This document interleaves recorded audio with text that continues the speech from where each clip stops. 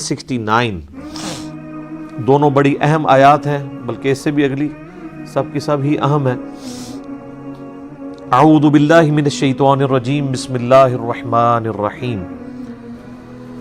یا ایہا الناس کلوا مما فی الارض حلالا طیبا، اے انسانوں کھاؤ اس میں سے جو زمین میں حلال اور پاکیزہ مال ہے۔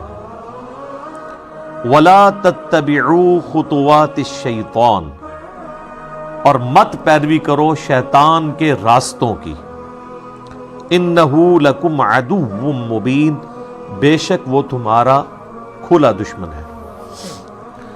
اصل میں اشارہ اس طرف ہے کہ اللہ تعالیٰ جو کہ تمہارا خالق ہے، اسی نے تمہارے لیے زمین میں رزق کا بندوبست کیا ہے، تو جس کا رزق کھا رہے ہو اتباع اور اطاعت بھی اسی کی کرو۔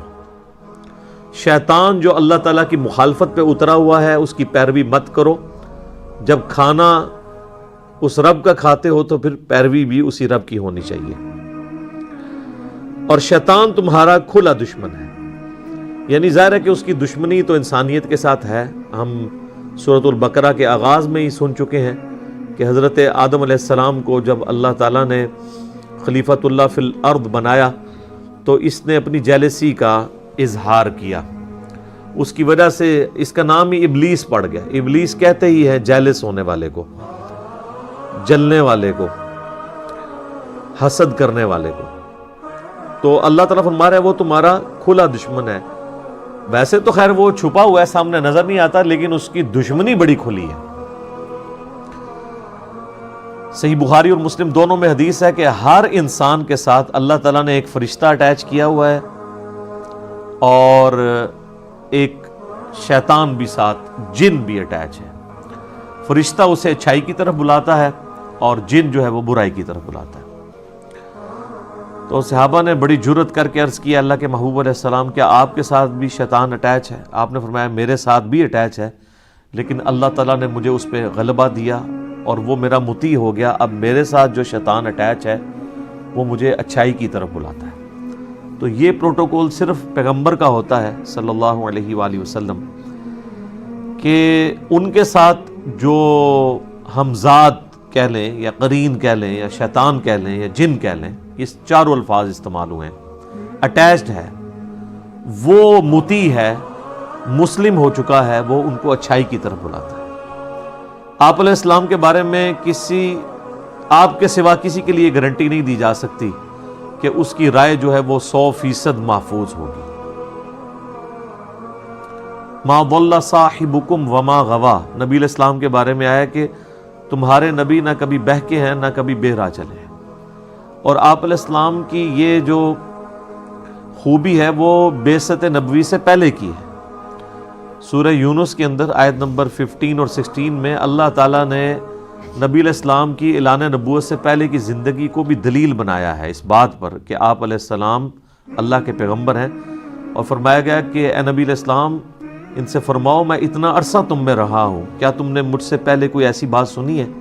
یعنی میں نے میرے کبھی قول و فعل میں تضاد دیکھا ہو، یعنی آج سے پہلے میں نے کبھی کہیں بچپن سے لے کے اپنے لڑک پن سے اب میچور عمر تک پہنچتے ہوئے کبھی اس خواہش کا اظہار کیا ہو کہ میرے اندر کوئی ایسی خواہش چھپی ہوئی ہے کہ میں لوگوں پر غلبہ چاہتا ہوں؟ سادہ سی زندگی گزر رہی تھی، سرداری بھی کوئی نہیں تھی مکے کی۔ اگرچہ آپ ایک مکے کے اعلیٰ خاندان سے تعلق رکھتے تھے، لیکن آپ علیہ السلام اس طریقے سے کوئی ڈومیننٹ پرسنالٹی نہیں تھے اس حوالے سے کہ آپ علیہ السلام کا کوئی وہاں پر ایگزیکٹو آرڈر چلتا ہو۔ رسپیکٹ ضرور تھی، صادق اور امین کہتے تھے، اور آپ علیہ السلام کا کریکٹر اللہ تعالیٰ نے منوایا ہے۔ اسی وجہ سے تو پھر بعد میں جب آپ نے اناؤنسمنٹ کی ہے جو صحیح بخاری میں آتی ہے کوہ صفا پہ چڑھ کے کہ اگر میں تم سے کہوں کہ اس پہاڑ کے پیچھے سے فوج آ رہی ہے تو تم بات مانو گے؟ تو انہوں نے کہا کہ ہم نے آپ کو کبھی جھوٹ بولتے ہوئے نہیں سنا، یقیناً ہم مانیں گے۔ تو آپ علیہ السلام نے فرمایا کہ پھر میں ہی تمہیں بتا رہا ہوں کہ تمہیں مر کے اپنے رب کے حضور پیش ہونا ہے۔ یعنی جس طرح اس کا ڈر ہے نا کہ کوئی فوج حملہ آور ہو جائے گی، تو سب سے بڑا جو ڈر ہے، جو لٹکتی ہوئی تلوار ہے، وہ تو موت اور آخرت میں اللہ کے حضور جواب دہی ہے۔ تو یہ بھی میں تمہیں بتا رہا ہوں۔ تو سارے کے سارا مجمع چھٹ گیا سوائے چند لوگوں کے، اور انہوں نے بھی کرٹسی میں بات سن لی۔ ماننے والے تو وہی 2-4 بندے ہی تھے۔ تو شیطان تمہارا کھلا دشمن ہے، اس کی دشمنی عیاں ہے۔ امام غزالی نے ایک بڑی پوائنٹ کی بات لکھی ہے کہ میں سعادت کے اندر، منہاج العابدین میں، بلکہ آلموسٹ ساری کتابوں میں وہ اس بات کو ہائی لائٹ کرتے ہیں کہ شیطان اللہ کا چھوڑا ہوا کتا ہے، اور یہ ایسا خطرناک کتا ہے کہ اس سے بچنے کے لیے اس کے مالک کی پناہ لی جائے تو بچت ہو سکتی ہے، ادروائز کوئی بڑے سے بڑا شخص بھی اس کے شر سے بچ نہیں سکتا۔ تو اس کتے کا مالک کون ہے؟ اللہ۔ اس لیے ہمیں یہ بات سکھائی گئی ہے، اعوذ باللہ من الشیطان الرجیم۔ حتیٰ کہ آپ دیکھیں کہ سورۃ النحل میں آتا ہے کہ جب قرآن بھی کھولو نا، تو قرآن کھولنے سے، قرآن پڑھنے سے پہلے، قرآن کھولتے ہوئے تم نے اللہ تعالیٰ سے پناہ مانگ لینی ہے شیطان کے اگینسٹ۔ کتاب اللہ کی پڑھی جا رہی ہے اور پناہ اللہ سے شیطان کے اگینسٹ مانگی جا رہی ہے۔ یعنی قرآن پڑھنا بھی کسی شخص کے لیے گمراہی کا باعث ہو سکتا ہے اگر وہ صحیح نیت سے نہیں بیٹھا ہوا۔ اگر کوئی شخص اپنے آپ کو قرآن کے سامنے پیش کر دے گا کہ جو قرآن کہے گا میں نے وہی بات ماننی ہے، پھر تو ہدایت ملے گی۔ اور اگر کوئی شخص یہ زبردستی کرنے کی کوشش کرے گا کہ میرے جو پریویس عقائد اور نظریات جو میں آباء و اجداد سے لے کے چل رہا ہوں، قرآن کو توڑ موڑ کے اس میں فٹ کرنے کی کوشش کروں، اپنا نوالا قرآن کے منہ میں ڈالوں، تو سر پھر آپ قرآن کی تفسیریں بھی لکھ کے مر جائیں، آپ ایاک نعبد و ایاک نستعین کا مطلب ہی نہیں سمجھ پائیں گے، جو اکثریت کا حال ہے۔ اس لیے شیطان کے بارے میں ہمیشہ کانشیس رہنا چاہیے، اور اس کے لیے سب سے بہترین دعا جو بخاری مسلم میں تعلیم کی گئی ہے وہ ہے اعوذ باللہ من الشیطان الرجیم۔ ابو داؤد میں یہ بھی الفاظ ہیں سورۃ الفاتحہ سے پہلے نماز میں پڑھنے کے لیے، اعوذ باللہ السمیع العلیم من الشیطان الرجیم من ہمزہ ونفخہ ونفثہ۔ یعنی اس کی جتنی بھی چالیں ہیں، وہ جو پھونک مارتا ہے، وہ جو وسوسہ دلاتا ہے، ہر چیز کے اگینسٹ اللہ کی پناہ طلب کی جائے۔ اور یہ شیطان اتنا خطرناک ہے کہ سورۃ المومنون میں نبی علیہ السلام کو حکم ہوا ہے، اے نبی آپ بھی اللہ سے پناہ مانگا کریں شیطان کے اگینسٹ۔ یہاں لوگ کہتے ہیں نہیں ہمارے بزرگ پہنچے ہوئے ہیں جناب، وہ تو جس کو چاہے قید کر سکتے ہیں۔ اللہ کے نبی علیہ السلام کو حکم ہے کہ اے نبی آپ بھی اللہ کے حضور پناہ مانگا کریں شیطان کے اگینسٹ، اور اس چیز کی بھی پناہ مانگیں کہ شیطان آپ کے قریب بھی آئے، صرف اس کے وسوسوں سے نہیں، آپ کا قرب بھی نہ وہ حاصل کر سکے۔ یہ اتنا کریٹیکل ایشو ہے۔ تو ایک تو یہ دعا ہوگی اعوذ باللہ من الشیطان الرجیم، ایک اور دعا ہے لا حول ولا قوت الا باللہ، یہ بھی بخاری مسلم دونوں میں ہے۔ صحابہ اکرام کہہ رہے ہیں ہم ایک سفر پہ روانہ تھے، یہ ہم نے بلو والے کارڈ کے اوپر یہ وظیفہ بھی ڈالا ہے، ان احادیث کے نمبر بھی بخاری مسلم کے حوالے سے لکھے ہوئے ہیں۔ تو ہم میں سے کوئی شخص اپنی سواری پہ سبحان اللہ بلند آواز سے کہہ رہا تھا، کوئی اللہ اکبر کہہ رہا تھا، کوئی لا الہ الا اللہ کہہ رہا تھا۔ اب دیکھیں یہ ان سے بڑے کو وظائف ہیں، میرا یوٹیوب کے اوپر کلپ ہے کہ سب سے بہترین وظیفہ وہ ہیں یہ الفاظ سبحان اللہ الحمدللہ اللہ اکبر اور لا الہ الا اللہ، یعنی اللہ کی تسبیح، اس کی تحمید اور اس کی تحلیل کہتے ہیں لا الہ الا اللہ کو، اور اس کی تکبیر یعنی اللہ اکبر۔ تو صحابہ کرام اپنی اپنی وظائف کر رہے ہیں اور بلند آواز سے، تو نبی علیہ السلام نے ان کو روک دیا۔ آپ علیہ السلام نے فرمایا کہ تم کسی بہرے یا غائب کو نہیں سنا رہے، تم اس ہستی کا ذکر کر رہے ہو جو تمہاری اونٹ کی گردن سے بھی زیادہ تمہارے قریب ہے۔ وہ قرآن میں بھی ہے نحن اقرب الیہ من حبل الورید۔ پھر آپ علیہ السلام فرمایا کہ میں تمہیں جنت کے خزانوں میں سے خزانہ نہ دے دوں جو اللہ نے مجھے عطا کیا ہے۔ اچھا یہ 4 وظیفے کو کم تھے؟ تو نبی علیہ السلام اس سے بھی اوپر کا ایک وظیفہ بتا رہے ہیں۔ تو آپ نے فرمایا لا حول ولا قوت الا باللہ، نہیں ہے ہمت گناہ سے بچنے کی اور نہ طاقت نیکیاں کرنے کی مگر اللہ کی توفیق سے، مگر اللہ کی مدد سے۔ لا حول ولا قوت الا باللہ. یہ اسماء اعظم میں سے ہے، اللہ تعالیٰ کے بڑے اسماء میں سے، بڑے ناموں میں سے. اور جو ابو داؤد میں اور ترمذی میں صلاۃ التسبیح والی حدیث ہے، اس میں یہی کلمہ 300 دفعہ پڑھا جاتا ہے، سبحان اللہ والحمد للہ ولا الہ الا اللہ واللہ اکبر. یہ 4 کلمات ہیں. بعض لوگوں نے اس میں ولا حول ولا قوت الا باللہ ایڈ کیا، وہ صلاۃ التسبیح میں تو نہیں آتا لیکن الگ سے ضرور ہے. صحیح بخاری میں ہے کہ نبی علیہ السلام جب بھی رات کو آپ کی آنکھ کھلتی تھی تو آپ پڑھتے تھے لا الہ الا اللہ وحدہ لا شریک لہ لہ الملک ولہ الحمد وہو علی کل شیء قدیر سبحان اللہ والحمد للہ ولا الہ الا اللہ واللہ اکبر ولا حول ولا قوت الا باللہ.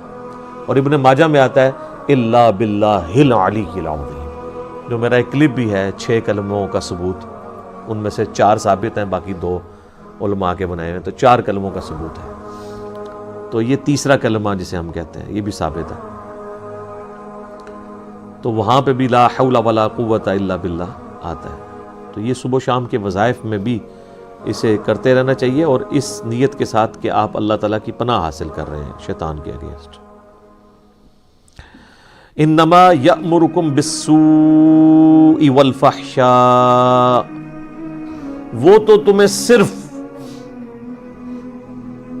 برائیوں کا ہی حکم دیتا ہے جو شیطان ہے، اور بے حیائی کا.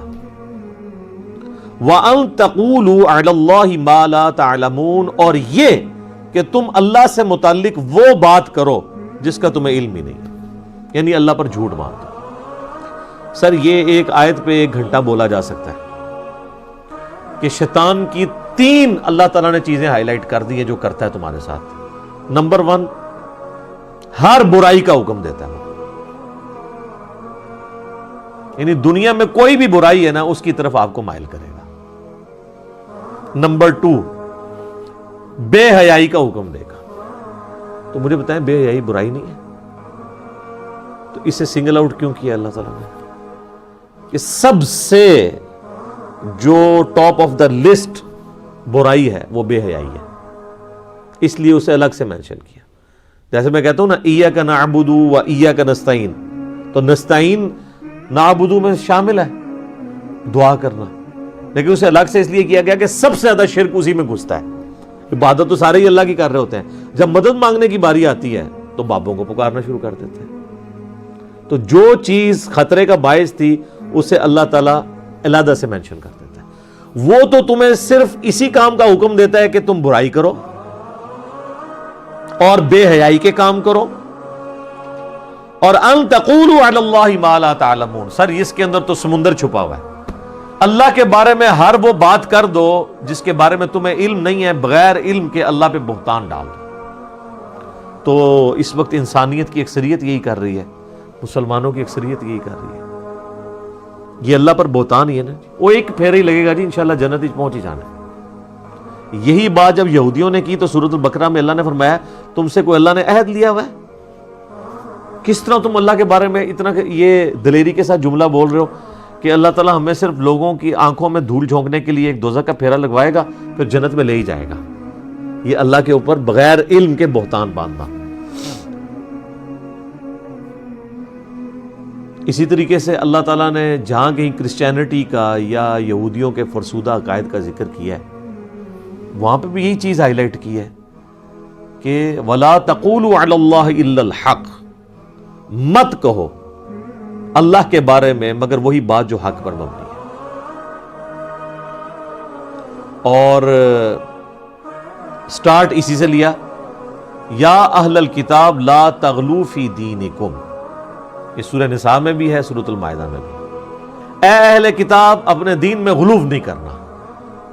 یعنی دین میں غلو کیا ہے کہ جو اللہ اور اس کے پیغمبر نے کوئی بات بتائی تھی اس میں یا ایڈیشن کر دینا یا اس میں سے کچھ نکال لینا، یہی غلو ہے نا. تو دین کے معاملے میں غلو نہیں کرنا. وَلَا تَقُولُوا عَلَى اللَّهِ إِلَّا الْحَقِّ، اور اللہ کے بارے میں کوئی بات نہیں بیان کرنی مگر وہی جو حق پر مبنی ہوگی. تو یہ اللہ کے بارے میں جو کچھ بھی کہا جا رہا ہے وہ اللہ جی بڑا غفور رحیم ہے جی، انہوں ساڈو نمازاں نہیں چاہیے. یہ لوگ کہتے ہیں نا، مسلمانوں کی اکثریت یہ کہتی ہے نا، کم از کم نماز نہ پڑھنے والے تو کہتے ہیں یہ، تو اکثریت میں تو وہی ہے نا، پڑھنے والوں میں بھی کئی کہہ رہے ہوتے ہیں، تو نہ پڑھنے والے تو آلموسٹ 100% یہ کہہ رہے ہوتے ہیں. تو جناب یہ جو اللہ کے اوپر جھوٹ یہ باندھ رہے ہیں کہ اللہ نو ساڑیاں نمازاں نہیں چاہیے تھیاں، تو اللہ کو کیا چاہیے؟ آپ کا، آپ کے گناہ چاہیے اس کو. ہر وہ نیکی کا کام جو وہ آپ سے ایکسپیکٹ کر رہا ہے، تو یہ کائنات اللہ تعالیٰ نے اس لیے بنائی ہے کہ کھیل کود کیا جائے، ادھر اس نے اس لیے بنائی ہے کہ سیریس کریشن ہے، اس کو رسپانس کیا جائے. ہاں اس کا جزوی پہلو درست ہے کہ اللہ کو ان نمازوں کا فائدہ نہیں ہے، فائدے کے اعتبار سے یہ بات صحیح ہے، فائدہ ہمیں ہے. لیکن جو لوگ کہہ رہے ہوتے ہیں وہ اس سینس میں نہیں کہہ رہے ہوتے، وہ یہ کہہ رہے ہوتے ہیں کہ اللہ کے فرشتے تھوڑے نے عبادت کرنے والے، کوئی ساڑی نمازاں تے ہی بیٹھا ہے. تو اس اعتبار سے اگر کوئی کہہ رہا ہے تو وہ تو ویسے ہی کفر ہے. اللہ تو پھر فرشتوں میں بھی نہیں بیٹھا ہوا، اللہ کو تو پھر فرشتوں کی بھی نمازیں نہیں چاہیے. اگر یہی بات مان لی جائے تو اللہ کو اس کا مطلب فرشتوں کی نمازیں چاہیے، آپ کی نہیں چاہیے، تو یہ بات غلط ہے. فرشتے عبادت کریں یا ہم کریں یا جنات کریں، سب کے سب کا اپنا نفع ہے، اللہ کو کوئی فائدہ نہیں ہے اس کا. لیکن ہمیں تو چاہیے، اللہ کو اپنے بندوں سے نافرمانیاں تو نہیں چاہیے. اچھا اس میں ایک بڑی زبردست آیت ہے، میں کہتا ہوں جب میں وہ آیت پڑھتا ہوں نا، ان کے پورے کے پوری جو ڈاکٹرین ہے نا وہ تباہ ہو جاتی ہے، پلس مسئلہ تقدیر بھی اس میں ریزالوڈ ہے. وہ ہے جناب سورہ الزمر کے سٹارٹ ہی میں وہ آیت آتی ہے، آیت نمبر ہے جناب 7. آپ کا جو بلو والا قرآن ہے نا جی، اس میں 460 پیج ہے، سورہ الزمر سورت نمبر 39 ہے اور اس کی آیت نمبر ہے 7. کیا بات ہے جی. میں کہتا ہوں جی قرآن جس طرح کھول کے اپنے نظریات بیان کرتا ہے نا، اس میں تو کسی ویلیو ایڈیشن کی ضرورت ہی نہیں ہے. ان تکفروا فإن اللہ غنی عنکم، اگر تم اللہ کا کفر کرو گے، اللہ کی نافرمانی کرو گے، اللہ کی ناشکری کرو گے، تو یاد رکھنا اللہ تعالیٰ اس چیز سے بے پرواہ ہے، اس کو کوئی فرق نہیں پڑنا. وہی بات جو میں کہہ رہا تھا جزوی درست ہے کہ اگر کوئی نماز نہیں پڑھتا تو اللہ کو کیا فرق پڑتا ہے، لیکن اللہ نے اسے بیلنس کیا ہے کہ یہ نہ کوئی سمجھ لے کہ خیر ہے پھر پڑھنے کی بھی ضرورت کوئی نہیں. ساتھ ہی آیا وَلَا يَرْضَى لِعِبَادِهِ الْكُفْرِ، لیکن یہ یاد رکھنا وہ کبھی راضی نہیں اس بات پہ کہ کوئی اس کا نافرمان ہو جائے. کیسا بیلنس کیا ہے؟ ایک طرف یہ کہا مجھے کوئی پرواہ نہیں، دفع ہو جو مرضی کرو، اس سے کوئی یہ بھی رزلٹ نکال سکتا تو خیر ہے. لیکن اللہ نے کہا یہ دفع ہونے کا مطلب یہ نہیں ہے کہ جو مرضی کرو، میں راضی کوئی نہیں ہوں اس بندے سے جو یہ حرکت کرے گا، منڈ کے رکھاں گا انہوں پھر میں. وَإِن تَشْكُرُوا، اور اگر تم شکر گزاری کی روش اختیار کرو گے، شکر یہ ہے کہ ہر اپنے جسم کا عضو، اپنے جسم کی تمام انرجیز اس کے لیے وقف ہو جائے، اس کے تابع فرمان ہو جائے. يَرْضَاهُ لَكُمْ، تو وہ پھر تمہارے لیے یہ پسند کرتا ہے کہ تم اپنا آپ کھپا دو اس کے لیے. وَلَا تَزِرُ وَازِرَةٌ وِزْرَ أُخْرَى، اور یہ بھی یاد رکھنا کوئی جان قیامت والے دن دوسری جان کا بوجھ نہیں اٹھا سکتی. ہر بندے نے انڈیویجول اللہ کے حضور پیش ہو کے اپنے اعمال کا جواب دینا ہے. ثُمَّ إِلَىٰ رَبِّكُمْ مَرْجِعُكُمْ، اس کے بعد تمہیں اپنے رب کی طرف لوٹ کر جانا ہے. فَيُنَبِّئُكُمْ، پھر وہ تمہیں خبر دے دے گا، بِمَا كُنتُمْ تَعْمَلُونَ، جو تم دنیا میں اعمال کیا کرتے تھے. إِنَّهُ عَلِيمٌ بِذَاتِ الصُّدُورِ، بے شک وہ تو سینوں کے چھپے ہوئے رازوں کو بھی جاننے والا ہے. یہ ہے جناب کتابوں کا خدا.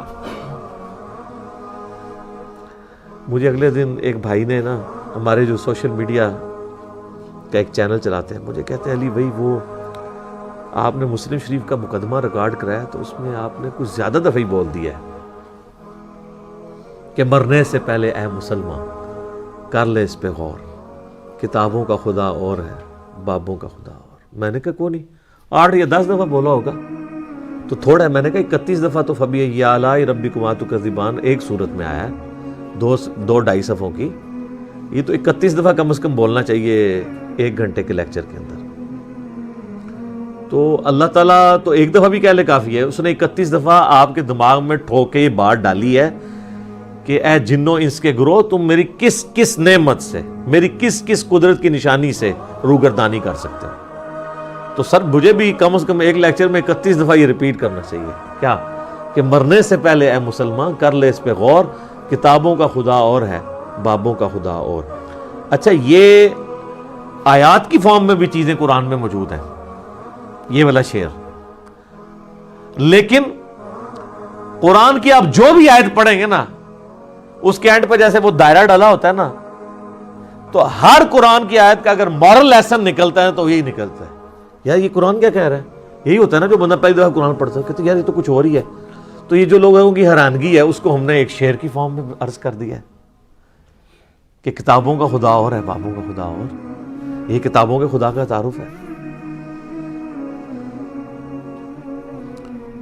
وَإِذَا قِيلَ لَهُمُ اتَّبِعُوا مَا أَنزَلَ اللَّهُ، اور جب ان سے کہا جاتا ہے کہ پیروی کرو اس کی جو نازل کیا ہے اللہ نے، تو اللہ نے کیا نازل کیا ہے؟ کوئی بابا نازل کر دیا کیا؟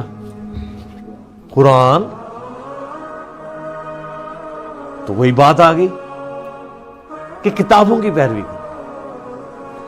اچھا رہا نبی علیہ السلام کا سٹیٹس، تو نبی علیہ السلام ہمارے معلم ہیں، وہ اللہ کے ریپریزنٹیٹیو ہیں، وہ بابا نہیں ہیں۔ بابا وہ ہوتا ہے جسے بت بنایا جائے اور اس کی اللہ نے سند نہ نازل کی ہو، جو قرآن میں جگہ جگہ ہے نا کہ یہ چند نام ہے جو تم نے دے لیے، اللہ نے کوئی سند نہیں نازل کی ان کی۔ لیکن محمد رسول اللہ کی تو سند خود قرآن ہے، اور قرآن کی اتھینٹسٹی نبی علیہ السلام کی مبارک زندگی ہے۔ جو صحیح مسلم میں حدیث ہے، سید عائشہ سے پوچھا گیا نبی علیہ السلام کے اخلاق کے بارے میں، تو آپ نے فرمایا کہ قرآن نہیں پڑھتے۔ نبی علیہ السلام کا اخلاق یہی تھا۔ اخلاق کہتے ہیں یعنی کسی شخص کا کریکٹر،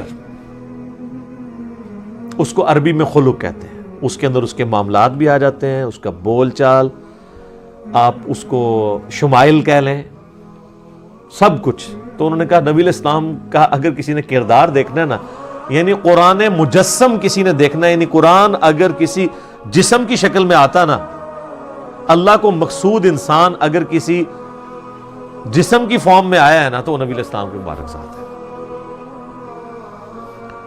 تو جب انہیں کہا جاتا ہے کہ پیروی کرو اس کی جو اللہ نے نازل کیا آسمان سے، قالوا بل نتبع ما الفینا علیہ آبانا، وہ کہتے ہیں نہیں جی ہم پیروی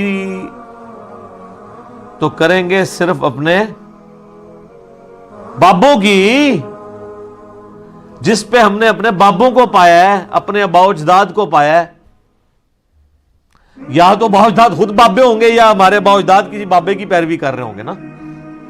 آبا باپ کے لفظ استعمال ہوتا ہے نا، فور فادرز، تو فور فادرز یا خود بابے ہوں گے یا وہ خود کسی بابے کی پیروی کر رہے ہوں گے۔ تو سر یہ دیکھ لیں، یہ اسی آیت کا ہی ترجمہ ہے کہ اللہ کہہ رہا ہے کہ کتابوں کے خدا کو فالو کرنا ہے، بابوں کے خدا کو نہیں۔ اچھا مشرکین عرب جو ہیں کیا خدا کو نہیں مانتے تھے؟ قرآن میں درجنوں جگہ آیا یہ کہ وہ اللہ کو مانتے تھے۔ تو پھر جب وہ کہہ رہے ہیں کہ ہم تو اس کی پیروی کریں گے جس پہ آباء و اجداد کو پایا، تو اللہ تعالیٰ کہتا ہے ٹھیک ہے بھی تیرا خدا بھی وہی ہے، ان کا خدا بھی وہی ہے، اس نبی کا بھی خدا وہی ہے، اور تمہارے آباء و اجداد کا بھی خدا وہی ہے۔ تو اللہ تو فرق کر رہا ہے دونوں میں۔ تو سر یہی تو ہم بھی آپ کو کہہ رہے ہیں کہ مرنے سے پہلے اے مسلمان کر لے اس پہ غور، کتابوں کا خدا اور ہے، بابوں کا خدا اور۔ اللہ تو اس کو ماننے کے لیے تیار ہی نہیں ہے۔ اب اللہ تعالیٰ اس پہ جو ورڈکٹ دے رہے ہیں نا وہ سنیں، اولو کان آباؤہم لا یعقلون شیئا ولا یہتدون، اگرچہ ان کے بابے اور آباء و اجداد کسی چیز کا علم نہ رکھتے ہو، رتی برابر ان میں عقل نہ ہو، اور نہ ان میں کوئی ہدایت والا مادہ موجود ہو، نہ وہ ہدایت پر ہو، تب بھی تم اپنے بابوں کے پیچھے چلو گے۔ اچھا یہ بابوں کے فضائل بیان ہو رہے ہیں۔ پہلی چیز کہ عقل ہی کوئی نہیں، عقل نہ دی شے ہی کوئی نہیں، لا یعقلون شیئا، عقل نہ دی شے ہی کوئی نہیں۔ بالکل صحیح ترجمہ ہے نا، یہ عربی میں اردو میں شے لفظ وہی استعمال ہوتا ہے نا، یہ جو ہم شے لفظ استعمال کرتے ہیں پنجابی میں یا اردو کے اندر، اور عقل کا بھی لفظ ہے، لا یعقلون شیئا، عقل نہ دی کوئی شے نہیں، ولا یہتدون، اور نہ کوئی ہدایت ہے۔ مجھے بتائیں اس آیت کو ترجمہ کرنے کے لیے کو آپ کو عربی آنا ضروری ہے؟ کتنے سادے سے الفاظ ہیں۔ اللہ تو ہمارا ہے، اگر تمہارے آباء و اجداد کو رتی برابر عقل بھی نہیں ہے، ہدایت پہ بھی نہیں ہے، پھر بھی ان کے پیچھے چلنا ہے. تو یہیں پہ جب لوگ دعوت حق سے اٹیچ ہوتے ہیں تو لوگوں کو کہہ رہے ہوتے ہیں یار وہ تیرا ابا تے ہتھے ہاتھ بندہ سی، تنوں کیا ہو گیا؟ وہ تیرے ابا جی تے اتنے عرس تے ہر سال جاندے سن، تو کہنا جناب دربار ہی غلط نے. تو ان کو پھر آپ یہی آیت سنا دیا کریں، سورۃ البقرہ کی آیت نمبر 170. آپ یہ کہہ دیا کریں آگے سے اولو کان آباؤنا، اس کو ہے ہم کے سیکھے میں بھی کر سکتے ہیں، اولو کان آبانا لا یعقلون شیئا ولا یہتدون، کیا اگر میرے آباء و اجداد کوئی رتی برابر نہ ان کو عقل تھی تو نہ ان کو ہدایت تھی تب بھی. اچھا، اس سے یہ بات پتہ چلی کہ بزرگ اگر اللہ کی ہدایت کی پیروی نہیں کر رہے، اللہ کی نازل کردہ کتابوں کی پیروی نہیں کر رہے، تو ان کی گستاخی کرنا کس کی سنت ہے؟ اللہ کی. تو سب اللہ کی سنت پہ بھی عمل کیا کریں، نبی علیہ السلام کی سنت پہ عمل کرتے ہیں. ہم تو دیکھیں دونوں سنتوں پہ عمل کرتے ہیں. یہ کہتے ہیں نا وہ ہمارے ہر ٹائم بابیاں نو پڑھتا رہتا ہے، بھائی جی یہ سنت اللہ ہے، اس سنت پہ عمل کرنا ہے. آپ دیکھ لیں سٹارٹ کس سے ہوا تھا. اللہ تعالیٰ فرما رہا ہے کہ شیطان تمہیں حکم دے گا کہ تم اللہ کے بارے میں ہر وہ عقیدہ منسوب کر دو بغیر علم کے. یہاں سے بات سٹارٹ ہوئی تھی. تو اللہ کے بارے میں ان لوگوں نے جو کچھ آپ کو بتایا بغیر علم کے. اب میرا ایک معصومانہ سوال ہے کہ بخاری مسلم دونوں میں حدیث ہے، مسلم کی پہلی حدیث یہی ہے کہ مولا علی علیہ السلام کہتے ہیں کہ نبی صلی اللہ علیہ وآلہ وسلم نے فرمایا جس شخص نے میری طرف جھوٹ منسوب کیا وہ اپنا مقام دوزخ میں دیکھ لے. اچھا، اگر کوئی رسول اللہ کے اوپر جھوٹ باندھے وہ تو ہے دوزخی، اور جو اللہ کے اوپر جھوٹ باندھے وہ جنتی ہے، مجذوب ہے، کلندر ہے، پہنچیا ہے کتنے. اب دیکھیں رسول اللہ پر جھوٹ باندھنا دوزخ میں جانا ہے، اللہ پہ جھوٹ باندھنا اس سے بڑا جرم ہے. یہ آج تک کسی نے نہیں آپ کو بتایا کہ جب لوگ اللہ کے بارے میں باتیں کر رہے ہوتے ہیں انہیں جی بس میرا دل اللہ نے مضبوط میرا دل کہتا ہے، اے دلیل ہوندی جی میرا دل کہتا ہے. وہ بھائی جی ہندوؤں کا بھی دل ہی کہتا ہے، ٹھیک ہے جی، عیسائیوں کا بھی دل کہتا ہے. اور پھر وہ کہتے ہیں جی وہ فیت ہے، جی فیت کو ٹیسٹ نہیں کرنا چاہیے. فیت کو علم پہ تو ٹیسٹ کرنا ہے نا آپ نے، کہ آپ نے 3 خداؤں کا عقیدہ رکھنا ہے. لاجیکل بات تو ہونی چاہیے نا. تو آندہ سے یہ بات بھی راگ بھی الاپے ہیں کہ رسول اللہ پر جھوٹ باندھنے والا دوزخی ہے اور اللہ پر جھوٹ باندھنے والا اس سے بڑا دوزخی ہے. تو اب ذرا جو تم بتاؤ اللہ کے بارے میں جو کچھ کہہ رہے ہو، اللہ کے دین کے بارے میں، اللہ کے تعارف کے بارے میں، یار جب بھی کوئی شخص دین کے بارے میں بولے گا تو اس کی سند تو آسمان سے نازل ہونی چاہیے نا، کیونکہ دین تو آسمانی ہے. تو اب جب کبھی کوئی شخص دین پہ کلام کرے تو اسے یہ بتا دیجئے گا کہ رسول اللہ پر جھوٹ باندھنے والا دوزخی ہے بخاری مسلم کے تحت، اور اللہ پر جھوٹ باندھنے والا سورۃ البقرہ کی آیت نمبر 168 169 170 ان تینوں کا سیدھا سادہ رزلٹ یہ ہے کہ اللہ پہ جھوٹ باندھنے والا بھی سیدھا دوزخی ہے. تو اب ہاں بات کرو دین کے اوپر. تو اگر اس میں تھوڑا سا بھی خوف خدا ہوا نا ادھر ہی رک جائے گا، کیونکہ ساری کہانیاں ہی چل رہی ہیں. وہ کہے گا یار میں پھر اڑ کہنے پتہ نہیں، منو پتہ تے نہیں ہے، بس میں سنیا، میں پڑھیا کدھرے نہیں ہے. تو بولنا کیوں پیا میں جے تو سنے ہی ہے خالی. اچھا سنی بھی وہ بات یاد ہے جو اپنے مطلب کی ہے. ہاں جو لوگ چیخ چیخ کے ساڑھے کلپ شیئر کرا رہے ہیں اور دماغ جو نکلتے ہوئے بھی نہیں ہو وہ نہیں سنے انہوں نے لگتے. تو جو کہانیاں نے نا وہ کہتے ہیں جی وہ ایک دفعہ کا ذکر ہے. ایک اسلامی بھائی کا بیان ہے، ہمارے جاننے والے بزرگوں نے بتایا ہے، اے ہوندی جی سند ہوتی. اور جو کہتا ہے جناب سورۃ البقرہ لکھے آ جائے، اے بخاری لکھے آ جائے، اے مسلم لکھے آ جائے، وہ کہتے ہیں وہ سن کے بھی انہوں نے نا اس کان سے سن کے ادھر سے ہی باہر نکال دیا ہوتا ہے، ادھر سے بھی نہیں نکالتے کہ دماغ ہی نہ بہ جائے. وَمَثَلُ الَّذِينَ كَفَرُوا كَمَثَلِ الَّذِي يَنْقِعُ بِمَا لَا يَسْمَعُ، اور مثال ان کی جنہوں نے کفر اختیار کیا ایسی ہے جیسے کوئی چلا رہا ہو ایسے جانوروں کے پیچھے. إِلَّا دُعَاءً وَنِدَاءً، جو سوائے خالی پکار اور آواز کے کچھ نہ ہو. یعنی اللہ تعالیٰ فرما رہا ہے جیسے کہ کوئی انسان جانوروں کو پکارے. ایک تو نا جانوروں کو اس آواز سے پکارنا کہ ان کو سمجھ آ جائے جیسے پالتو جانور ہے. لیکن اگر آپ جانوروں سے گفتگو کرنا شروع کر دیں اور چیخ چیخ کے کہیں کہ جی کسی بیل کو یا گائے کو کہیں ادھر آ یا ادھر آؤ, اور اللہ تعالیٰ ہمارا ہے وہ چیختے رہے, یہ جو سچویشن ہوتی ہے نا اس شخص کی, تو اس کو لوگ کیا کہیں گے؟ پاگل. تو اللہ تعالیٰ ہمارا ہے کہ جو لوگ اللہ کی وحی جو آسمان سے نازل ہوئی ہے نا اس کی پیروی نہیں کر رہے نا, وہ اسی کی مانند ہے. اور اللہ معافی دے آپ کے ممبروں پہ جو چیخ کے تقریریں کر رہے ہیں بالکل اسی طریقے سے ہی کر رہے ہیں. کس طرح چیختے ہیں؟ یعنی وہ اپنی بات میں زور دینے کے لیے قرآن حدیث کا حوالہ نہیں دیتے ہیں, اتنی اونچی آواز نکالتے ہیں وہ, یا کوئی شعر پڑھتے ہیں ایسا گنگنا کے, وہ کہتے ہیں جی پھر آنکھوں میں آنسو آ جاتے ہیں, تو وہ پھر اس لیے آ رہے ہوتے ہیں. تو اللہ تعالیٰ ہمارا ان کے بس چیخنے کے سوا نہیں ہے. سم بکم عمی فہم لا یعقلون, یہ لوگ بہرے ہیں, گونگے ہیں, اندھے ہیں, کچھ عقل نہیں رکھتے. یہ ہیں جناب بابوں کے فضائل و برکات. اور وہ ہمیں کہتے ہیں جناب اب انجینئر محمد علی مرزا کو کیا پتا کہ بابا کیا ہوتا ہے. یہ جناب آپ دیکھ لیں, یہ ہے کتابوں کا جہاں اور وہ ہے بابوں کا جہاں. ٹھیک ہے جی. اللہ اکبر.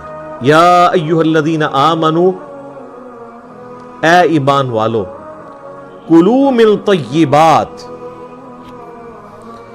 کھاؤ پاکیزہ چیزوں میں سے, ما رزقناکم, جو تمہیں ہم نے رزق کے طور پہ دیں, واشکروا للہ, اور شکر کرو اللہ کا. میں نے پچھلی کلاس میں بتایا کہ شکر کی سمپل ڈیفینیشن ہی ہے کہ اللہ کی دی ہوئی ہر نعمت جو آپ کے جسم میں ہے یا آپ کے ایسٹس کی فارم میں موجود ہے, مال کی شکل میں یا ٹینجیبل نان ٹینجیبل جتنی بھی چیزیں ہیں, ان کو اس کی تابع داری میں لگانا یہ اس کا شکر ہے, اور ان چیزوں سے اس کی نافرمانی کرنا یہ اس اللہ کی ناشکری ہے. تو کھاؤ اس کے رزق میں سے اور اس کا شکر کرو. ان کنتم ایاہ تعبدون, اگر تم واقعی اسی کی عبادت کرنا چاہتے ہو. تو یہ اس کا مطلب ہے اللہ کی عبادت کی ریکوائرمنٹ ہے, صرف نماز پڑھنا نہیں. نماز پڑھنے کے بعد بھی آنکھیں, ہاتھ, زبان, پاؤں, پیٹ, دل, مال, آپ کی ایسٹس, ہر چیز اس کے لیے کھپے. وہ تو پھر بڑا وسیع کانسیپٹ ہے. صحیح مسلم شریف میں حدیث ہے کہ سبحان اللہ کہنا بھی صدقہ ہے, الحمدللہ بھی صدقہ ہے, لا الہ الا اللہ بھی صدقہ ہے, راستے سے تکلیف دہ چیز کو دور کر دینا بھی صدقہ ہے. یعنی اللہ کی راہ کی یہ نیکی, صدقہ کہتے ہیں عربی میں نیکی کے کام کو. حتیٰ کہ تمہارا بیوی بچوں کے منہ میں لقمہ ڈالنا بھی صدقہ ہے. اپنے بیوی بچوں کو کھلانا, دوسروں کو تو ظاہر ہے لوگ سمجھیں گے کہ کسی اور کے ساتھ نیکی کر رہا ہے, اپنے بیوی بچوں کو کھلانا بھی یہ صدقہ اور نیکی ہے. حتیٰ کہ تمہارا میاں بیوی کا ازدواجی تعلق قائم کرنا بھی صدقہ ہے. تو صحابہ کرام نے باقی چیزیں تو ہضم کر لیں, یہ آخری جو جملہ تھا نا حضور کا, انہوں نے کہا یا رسول اللہ اس میں کون سا مطلب ایک پیور جو ایک کہہ لیں صرف انسانی نہیں, ایک حیوانی جذبہ بھی ہے سیکس, اس کے اوپر بھی ثواب ہے. تو آپ نے فرمایا اگر تم یہی ضرورت کسی ایسی عورت سے پوری کرو جو اللہ نے تمہارے لیے حلال نہیں کی, تو کیا اس پہ تمہیں گناہ ہوگا؟ تم نے کہا یا رسول اللہ ہوگا. تو آپ فرمایا پھر تمہیں اپنی بیویوں سے ازدواجی تعلق کے اوپر ثواب بھی ملے گا. یہ ہے کانسیپٹ نیکی کا. تو ظاہر جس چیز پہ ثواب مل رہا ہے نا, ہر وہ چیز اللہ کی عبادت میں داخل ہے. ماں باپ کے ساتھ حسن سلوک کرنا حقوق اللہ میں سے بھی انڈائریکٹلی بنتا ہے. ڈائریکٹلی تو حقوق العباد ہے, لیکن انڈائریکٹلی اللہ کے حکم ہے. تو ماں باپ کے ساتھ جب آپ حسن سلوک کر رہے ہوتے ہیں تو وہ بھی اللہ کی عبادت ہو رہی ہوتی ہے. آپ درود شریف نبی علیہ السلام پہ پڑھ رہے ہیں, لیکن عبادت اللہ کی ہے, کیونکہ دعا کر رہے ہیں. تو دنیا میں ہر خیر جو ہے وہ اللہ کی عبادت ہے, اور ہر شر شیطان کی عبادت ہے. پیروی کا ہی تو مسئلہ ہے سارا. انما حرم علیکم المیتہ, اللہ تعالیٰ نے تو تم پہ یہی بس 4 چیزیں ہیں جو حرام کی ہیں. کون سی؟ نمبر 1 مردار, والدم, اور بہتا ہوا لہو.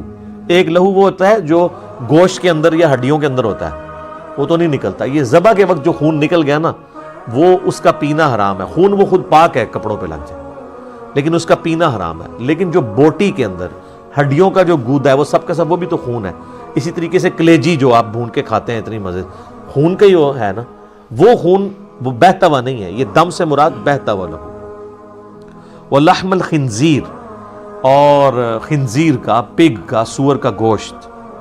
کہتے ہیں جی وہ جناب اس کا نام لے لینا تو کتنے دن, 40 دن. تو قرآن اس بے شمار دفعہ نہ ہے. اس کا مطلب ہے کہ قرآن میں اگر یہ آیت کوئی پڑھے گا تو نعوذ باللہ اس کی زبان ہی پلید ہو جائے گی.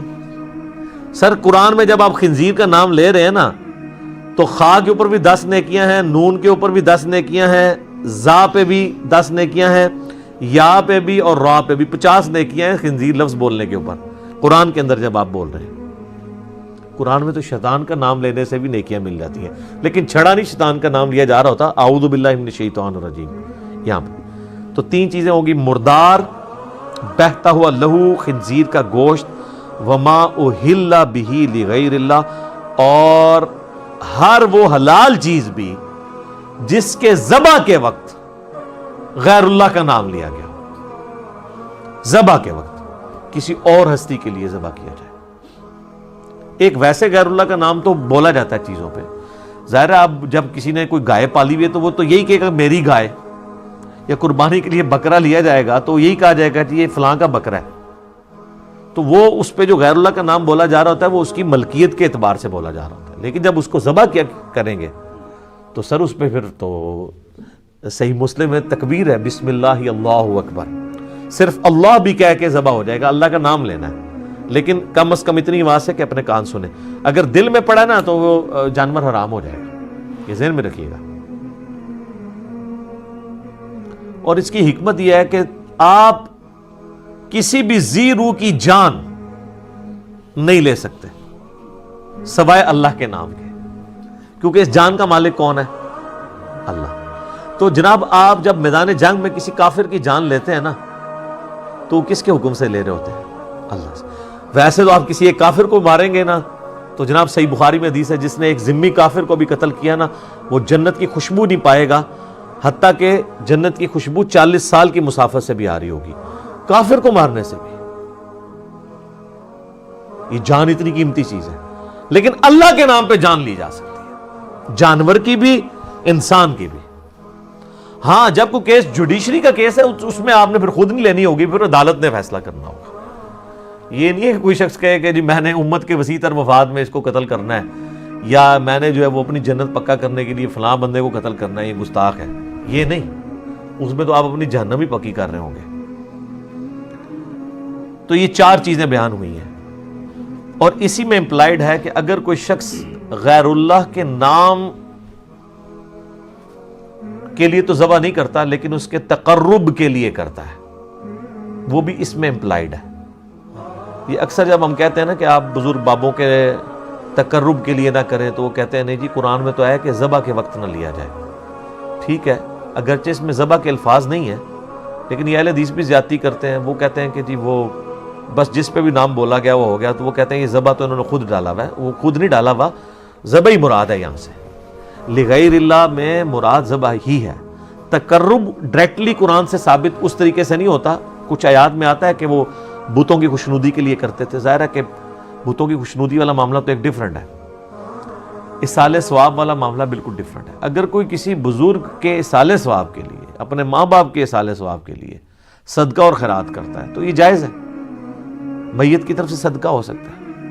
لیکن اگر اس سے یہ عقیدہ اس کا جڑا ہوا ہے کہ یہ صدقہ اور خیرات کرنے سے وہ مرا ہوا بزرگ مجھ سے راضی ہوگا اور میری مصیبتیں آسان کر دے گا, تو سر آپ اللہ کا نام 100 دفعہ بھی لے لیں, آپ کا جانور حرام ہے. وہ ہے تقرب غیر اللہ کے لیے. ہاں یہ نیت ہونی چاہیے کہ یہ جو میں ذبح کر رہا ہوں اس کا نفع مرے ہوئے کو پہنچے, نہ کہ مرے ہوئے کا نفع مجھے. الٹ ہے نا, جو ہم ذبح کرتے ہیں اس کا ثواب کسی کو پہنچائے تو ہم اس کو فائدہ پہنچا رہے ہیں, نہ کہ وہ ہمیں پہنچائے گا فائدہ. Point to be noted. وہ یہ نیت ہونی چاہیے. جو یہ کر رہے ہیں اس کے بالکل الٹ. پھر جو سنن ابی داؤد میں حدیث ہے, ایک صحابی نے کہا کہ میں نے نیت کی رسول اللہ مقام بوانہ پہ میں نے 100 اونٹ قربان کرنے ہیں. تو نبی نے اسلام فرمایا کہ دیکھ لینا وہاں پہ کوئی زمانے جاہلیت کا میلہ تو نہیں لگتا تھا, کوئی اس طرح کی کوئی ایکٹیویٹی تو نہیں ہوتی تھی. اب وہ صحابی آگے سے کہہ سکتا تھا. دیکھیں نا جس طرح یہ ضربے تقسیمیں لگاتے ہیں کہ جی ہم جب ان کو کہتے ہیں آپ جا کے فلاں دربار پہ ذبح کرتے ہیں, وہ کہتے ہیں جی ہم کوئی بالکل قبر پہ تو جا کے ذبح نہیں کر رہے ہوتے, اس کے ہاتھے میں کر رہے ہوتے ہیں, غریبوں کو کھلا رہے ہوتے ہیں. کتنی کہانیاں شروع کر دیتے ہیں. ہم کہتے ہیں یہ دربار بنے ہی نبی علیہ السلام کی نافرمانی پہ ہیں, کیونکہ مسلم شریف میں حدیث ہے میں تمہیں منع کرتا ہوں قبروں کو پکا کرنے سے, قبروں پہ عمارت بنانے سے اور قبروں پر بیٹھنے سے. ڈائریکٹ بیٹھنا بھی حرام ہے, مجاور بن کے بیٹھنا بھی حرام ہے. تو ہم ان اڈوں ہی کو اسلام کے خلاف سمجھتے ہیں. ہم یہ نہیں کہتے کوئی بت پرستی کے اڈے ہیں, اگرچہ وہاں پہ قبر پرستی ہو رہی ہے لیکن ظاہر ہے وہ جہالت میں ہو رہی ہے, ہم اس ایکسٹریم پہ نہیں جاتے. لیکن چونکہ یہ بنے نبی علیہ السلام کی مخالفت میں ہے تو اس کو یہ سپورٹیو حدیث ہوگی جو ابو داؤد کی, جو ہم یہ اجتہاد کر رہے ہیں کہ نبی علیہ السلام نے کہا کہ اگر زمانے جاہلیت کا بھی کوئی میلہ وہاں پر لگتا تھا تو وہاں پر جا کے بھی تم اللہ کے نام کا ذبح نہیں کر سکتے. یار صحابی سے یہ توقع تھی کہ وہ زمانہ جاہلیت کے میلے والی جگہ پہ غیر اللہ کے تقرب کے لیے جا کے ذبح کرے یا اس کو وہاں بھی آئے, کیونکہ وہ تو نئے اس وقت پھرے ہوئے تھے شرک سے, ان کی توحید تو بڑی راسخ تھی. انہوں تو بالکل ایک سمجھے جس کو کہتا ہے ٹنا ٹن سنی تو ٹنا ٹن مسلم سن. وہ کہتے ہیں نا ایک ٹی ٹی ایس ہوتا ہے, ایک پی پی ایس ہوتا ہے, پلپلا سنی. یہ میں کل مفتی اکمل صاحب کی تقریر سن رہا تھا, اے دیکھ لو, ٹی ٹی سنی ہوتا ہے ٹنا ٹن سنی تے پی پی سنی ہوتا ہے جڑا پلپلا سنی, یعنی وہ اپنے علاوہ سارے نوں پلپلا کہندے نے. حالانکہ ساڈی ویڈیوز میں بھی سارے پلپلے ہو گئے نا اللہ دے فضل نال, ٹھیک ہے نا, فلماں تے انہوں کر دیتا ہے ہن کے رہ گیا جے. تو اب وہ صحابی تو ٹنا ٹن مواحد تھے نا, ان سے تو یہ ایکسپیکٹ نہیں تھی کہ وہ غیر اللہ کا تقرب کریں گے. لیکن نبی علیہ السلام نے کہا کہ نہیں, جہاں پہ زمانے جاہلیت کا بھی کوئی میلہ لگتا تھا نا ادھر اللہ کے نام کا بھی نہیں تم نے کرنا. یہ امام الموحدین کی تعلیم ہے. بالکل کاٹ کے رکھ دی ہر چیز, کوئی بھی چیز شرک کی طرف لے جانے والی تھی نبی علیہ السلام نے اس پہ کمپرومائز نہیں کیا. میں اسی لیے اکثر کہتا ہوں کہ اگر رسول اللہ اپنی قبر سے نکل آئیں اور درس و تدریس کا سلسلہ مسجد نبوی میں شروع کر دیں اور وہ لائیو پوری دنیا میں سنایا جائے, اور اللہ کے لیے تو بعید نہیں ہے کہ اب اگر رسول اللہ دنیا میں تشریف لے آئیں تو پھر آپ علیہ السلام عربی میں بیان نہیں کریں گے, آپ کی ہر زبان میں لیکچرز آئیں گے, کیونکہ اس وقت تو مشرکین عرب پہ آپ کا غلبہ تھا اور آپ امت نے یہ کام کرنا تھا. اب اگر نبی علیہ السلام آئیں گے تو ظاہر ہے یہ تو دور ایسا ہے کہ گلوبل ولیج ہے دنیا, تو نبی علیہ السلام کے لیکچرز اردو میں بھی, انگلش میں بھی, عربی میں بھی آئیں. کوئی یہ بھی نہیں کہہ دیکھا جی عربی کچھ اور بولا تھی, ترجمہ کچھ اور ہو گیا. تو واللہ میں آپ کو یقین سے کہتا ہوں رسول اللہ ان کے سامنے بھی قبر سے نکل کے آئے نا, یہ تب بھی نہیں مانیں گے, وہ کہیں گے ہماری آنکھوں پہ جادو کر دیا گیا. اور یہ قرآن میں لکھا ہوا ہے, جگہ جگہ یہ بات آئی ہے, سورۃ الحجر میں, سورۃ الانعام میں, کہ یہ کہتے ہیں نا کہ یہ قرآن ہمارے سامنے آسمان سے نازل ہو اور ہم اپنے ہاتھوں سے چھوئیں ان کاغذوں کو جن پہ اللہ نے اپنی ہینڈ رائٹنگ کر کے تو قرآن نازل کیا ہو, تو اے نبی ہم یہ بھی نازل کر دیں, یہ اپنے ہاتھوں سے چھو بھی لیں, پھر بھی کہیں گے ہماری آنکھوں پہ جادو ہو گیا, اے وہ کتاب ہی نہیں جڑی اللہ نے نازل کی تھی. تو یہ واللہ رسول اللہ کا بھی انکار کر دیں گے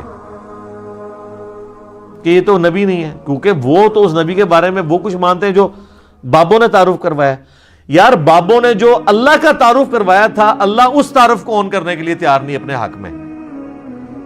قرآن میں ہی آ رہا ہے کہ جب ان کو کہا جاتا ہے کہ پیروی کرو جو اللہ نے آسمان سے نازل کیا, تو وہ کہتے ہیں ہم آباء و اجداد کی پیروی کریں گے. آباء و اجداد بھی تو اللہ کو مان ہی رہے تھے, اس کے ساتھ صرف شریک ٹھہراتے تھے. تو اللہ تعالیٰ ہمارے کہ تمہارے بابے جس اللہ کو مان رہے ہیں نا, اگرچہ وہ وہی اللہ ہے لیکن ان کوالٹیز کے ساتھ میں ان کا ماننا نہیں قبول کرتا. اللہ اپنا ماننا قبول نہیں کر رہا ان کے بابوں کے کہنے پہ, تو آپ کے بابوں کے کہنے پہ رسول اللہ کا ماننا ہم کیسے قبول کریں؟ نہ ہم آپ کی کوئی بات رسول اللہ کے ریفرنس سے مانیں گے نہ اللہ کے ریفرنس سے, جب تک کہ آپ ثابت نہیں کریں گے کہ یہ اللہ اور اس کے رسول نے کہا ہے. تو یہ اللہ پہ بھی جھوٹ باندھ رہے ہیں, رسول اللہ پہ بھی جھوٹ باندھ رہے ہیں, والعیاذ باللہ تعالی. اللہم اجرنا من النار.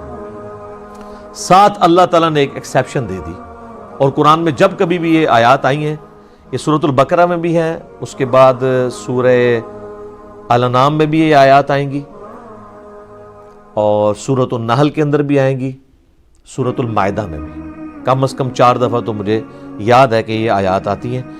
تو چاروں دفعہ یہ چیز ریپیٹ ہوتی ہے کہ تمہارے لیے مردار حرام کر دیا گیا, تمہارے لیے بہتا ہوا لہو خنزیر کا گوشت اور جس پہ ذبح کے وقت غیر اللہ کا نام لیا گیا، لیکن ساتھ یہ ہے فَمَنِ اضْطُرَّ غَيْرَ بَاغٍ وَلَا عَادٍ، اگر کوئی اضطراری کیفیت، کوئی کیٹاسٹرافک کنڈیشن بن جائے، یعنی حلال تمہارے پاس اویلیبل نہ ہو، زندگی موت کی کشمکش بن جائے، غیر باغ ولا عاد، لیکن تمہارے اندر بغاوت نہ ہو اور نہ گناہ کرنے کا ارادہ ہو، فلا اثم علیہ، پھر تم پہ کوئی گناہ نہیں ہوگا۔ یعنی ایک بندہ مر رہا ہے، پانی اویلیبل نہیں، اس نے شراب پی لی، خنزیر کا گوشت کھا لیا، لیکن اللہ تعالیٰ نے فرمایا کہ بغاوت نہیں ہونی، اتنا ہی کھاؤ گے جس سے جان بچے۔ یہ نہیں ہے کہ ایک گلاس شراب سے اگر جان بچنی ہے تو وہ پکڑ کے پوری بوتل الٹا لے، یہ نہیں، بغاوت نہیں ہونی چاہیے۔ آد گناہ بھی نہیں، دل میں یہ شرمندگی ہو کہ میں ایز اے لاسٹ ریزارٹ کر رہا ہوں، یار اللہ کتنا ڈر ہے، اس وقت ہی کہہ دینا، یہ ساری شکیں اٹھا لینا کہ یار مر رہا ہے بندہ، چل پی لے یار، جنہ بھی پینا ہی۔ ادھر بھی کہہ رہے کہ حرام بھی کھانا پڑ گیا نا مجبوری میں، تو یہ دیکھ لینا نہ گناہ کی نیت ہو، نہ ایک حد کو کراس کرنا ہے۔ سر یہ کتابوں کا خدا ہے، یہ حدود اللہ جو بار بار کہا جاتا ہے نا قرآن میں، حدود اللہ دیکھ لیں کتنی سخت ہے۔ ان اللہ غفور رحیم، بے شک اللہ تعالیٰ بخشنے والا مہربان ہے۔ اگر یہ صورتحال ہوگی نا پھر اللہ تعالیٰ معاف کر دے گا، باغی نہ ہوئے اور نافرمانی کی نیت۔ تو یہی اب لوگ یہ سودی کام جو لوگ کر رہے ہیں، او جی ساڑھے کپڑے بھی سودی مشینہ دے بن رہے ہیں، یار یہ اس میں آتا ہے کہ نہ یہ ہماری بغاوت ہے اور نہ ہم اس کے اوپر کوئی اختیار رکھتے ہیں، اس کی بنیاد پہ آپ ڈائریکٹ بینک سے سود کھانا شروع کر دیں گے کہ جی پوری دنیا کا نظام سود پہ چل رہا ہے تو اس لیے کھاؤ پھر ڈائریکٹ۔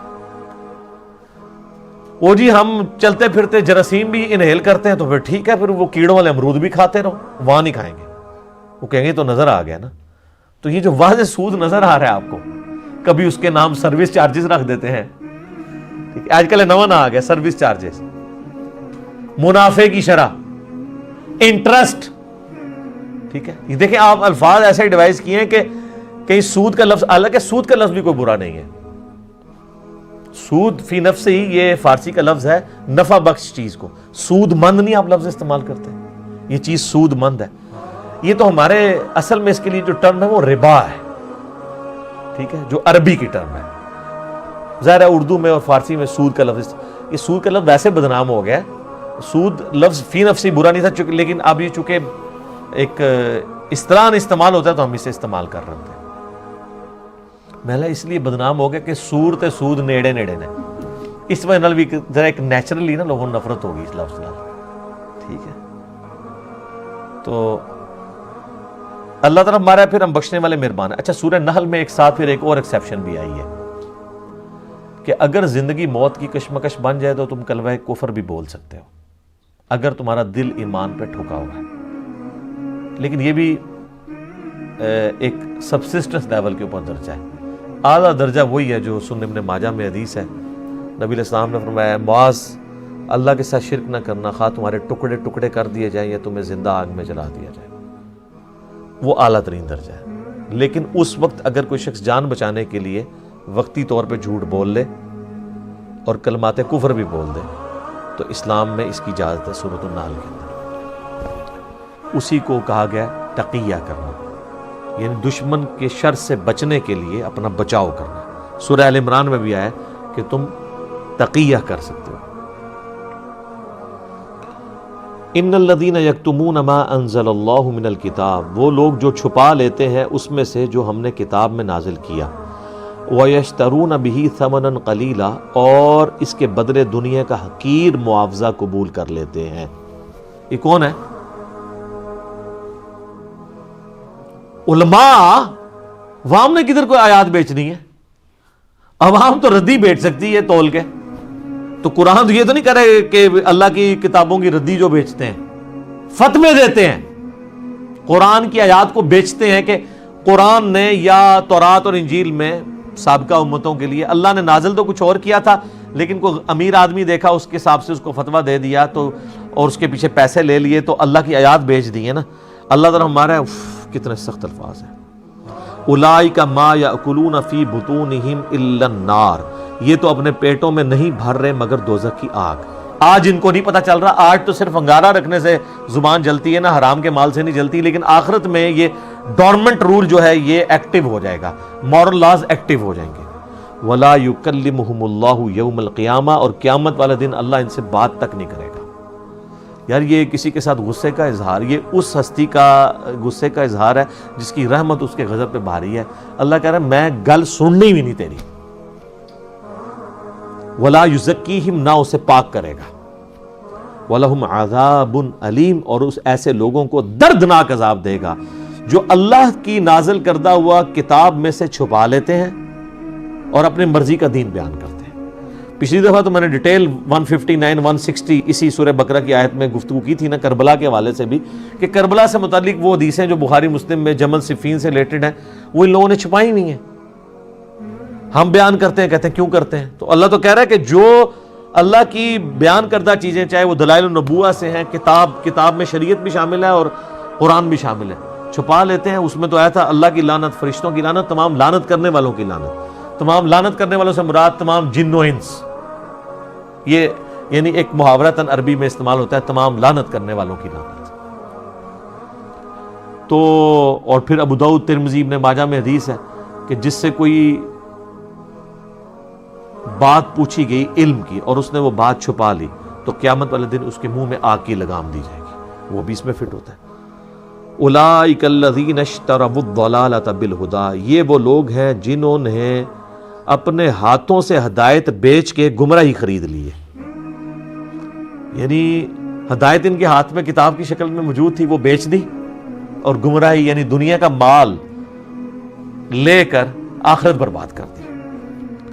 والعذاب بالمغفرہ، اور مغفرت اپنے ہاتھوں سے دے کے عذاب خرید لیا. یار دیکھو بالکل 180 ڈگری الٹا گیئر چل رہا ہے. ہدایت موجود تھی اللہ کی کتابیں، وہ بیچ دی، دنیا کا مال لیا، اللہ نے کہا یہ گمراہی لے لی، اور اس ہدایت سے فائدہ حاصل کر کے مغفرت قیامت والے دن کمانی تھی، وہ مغفرت تو ہاتھ سے دے کے اللہ کا عذاب الٹا قیامت والے دن جو ہے وہ خرید لیا. نعوذ باللہ من ذالک، اللہم اجرنا من النار. جناب یہ صحیح مسلم میں حدیث ہے کہ نبی علیہ السلام جب نماز پڑھاتے تھے نا تو قرآن میں جب اللہ کے عذاب کی آیات آتی تھی تو اللہ سے دعائیں کرتے تھے اس کے عذاب کے اگینسٹ، اور جنت کی آیات آتی تھی تو جنت کا سوال کرتے تھے. تو یہ فوراً یہاں پہ دعا کرنی چاہیے، اللہم اجرنا من النار. جناب آگے الفاظ دیکھیں کتنے رقت انگیز ہیں. فما اصبرہم علی النار، تو کتنا ہی صبر ہے ان کا آگ کے اوپر. کیا ٹانٹ ہے کہ یار بڑے دلیر ہیں کہ انہوں نے صبر کر لیا کہ ٹھیک ہے تکی جائے گی، آگ برداشت کر لیں گے. اللہ کہتا ہے بڑا صبر ہے تمہارا. یہ بات کہنے کو تو بڑا آسان ہے کہ جی خیر ہے دیکھی جائے گی آگے. اللہ کہتا ہے بڑا صبر ہے آگ کے اوپر. یہاں تو یہ ہونا چاہیے تھا ان کے حساب سے کہ بڑی امید لگائی ہوئی ہے مجھ سے، انشاءاللہ میں چھوڑ دوں گا. ہاں کہتے ہیں نا او اللہ بڑا غفور رحیم ہے، یہاں تو یہ ہونا چاہیے تھا نا. لیکن اللہ کہہ رہا ہے بڑا صبر ہے، یار بڑا جگر ہے کہ تم لوگوں نے آگ خرید لی ہے، یعنی تمہیں پتہ ہی نہیں کہ تھوڑے ایسی دی تیسی پھرنے والی ہے. یہ مطلب ہے فما اصبرہم علی النار، کتنا صبر ہے ان کا آگ کے اوپر. یار انہوں نے یہ سوچ لیا کہ ٹھیک ہے ہم دیکھی جائے گی یار جو کچھ، ایڈی دیدہ دلیر ہو.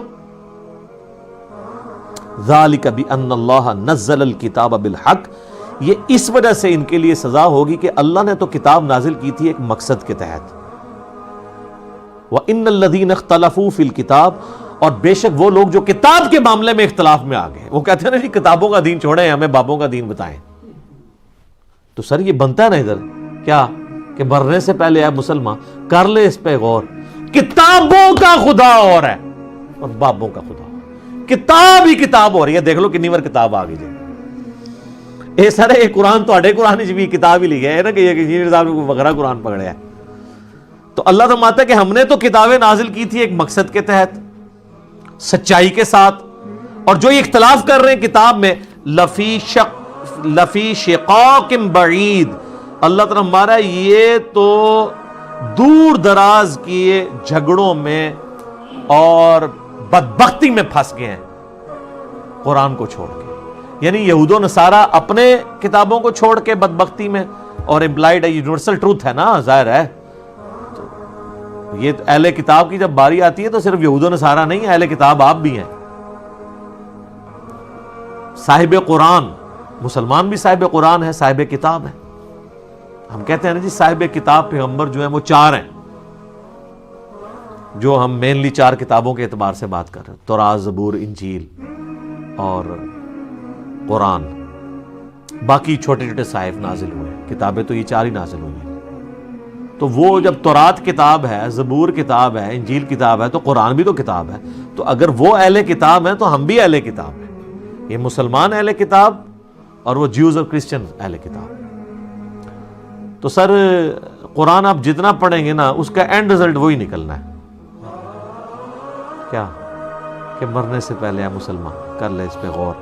کتابوں کا خدا اور ہے، بابوں کا خدا اور جب تو نے ایک دفعہ بھی سیریس ہو کے اس پہ غور کیا نا تو یہ پھر تیرے اندر کی آواز ہوگی کہ نہ میں وابی نہ میں بابی، میں ہوں مسلم علمی کتابیں. ٹھیک ہو گیا جی. اللہ تعالیٰ سے دعا ہے جو حق بات میں نے کہی اللہ تعالیٰ ہمارے دلوں میں راسخ فرمائے. اگر جذبات میں میرے منہ سے کوئی غلط بات نکل گئی اللہ تعالیٰ ہمارے دلوں سے محو کر دے. ہمیں کتاب و سنت کی تعلیمات پر عمل کر کے دوسرے بھائیوں تک پہنچانے کی توفیق عطا فرمائے. سبحانک اللہم و بحمدک اشہد ان لا الہ الا انت استغفرک و اتوب الیک.